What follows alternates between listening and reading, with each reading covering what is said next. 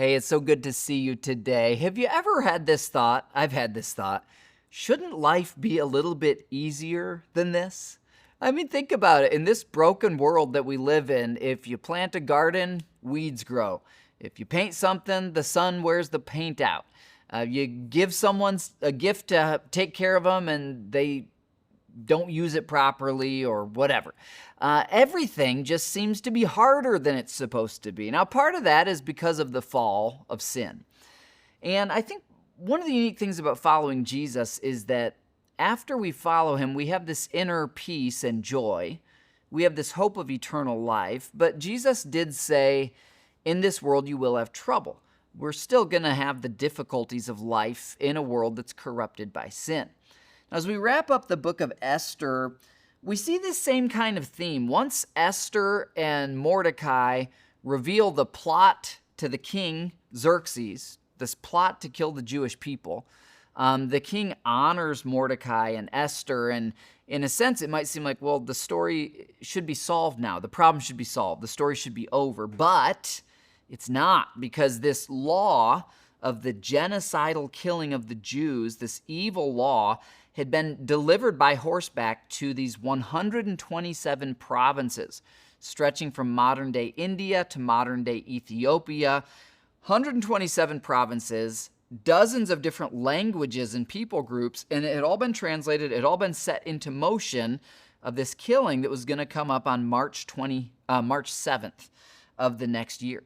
So even though the king is now on Esther's side and Mordecai's side, there's not an easy way to undo this. And one of the unique things about Medo-Persian law is that a law could not be revoked. So what the king ends up doing, and I'm summarizing chapter 8 here, but he gives Esther and Mordecai authority to pass a new law. He says, I can't undo the old law, but let me give you authority to write a new law, and you guys come up with whatever would be the best solution.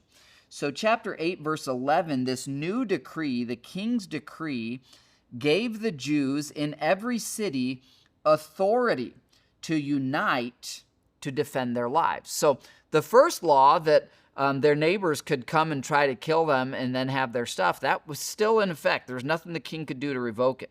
But the new law said, but the Jewish people are allowed to fight for their lives, and as a result of the king's authority being on it, the local government armies and resources started to help the Jewish people. And so it completely changes the fate of things. Now, it's interesting because you'd think, okay, Esther has this moment with the king likes her and Mordecai, so everything is resolved, but they actually still had work to do.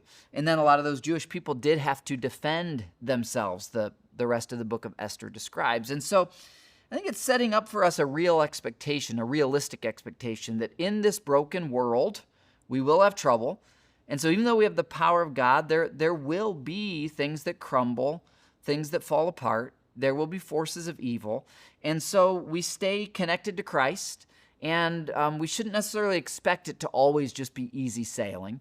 But when difficulty comes, he's going to empower us to prevail, just as he did for Esther and for Mordecai. Okay, I'll have a few more thoughts tomorrow. I'll see you then.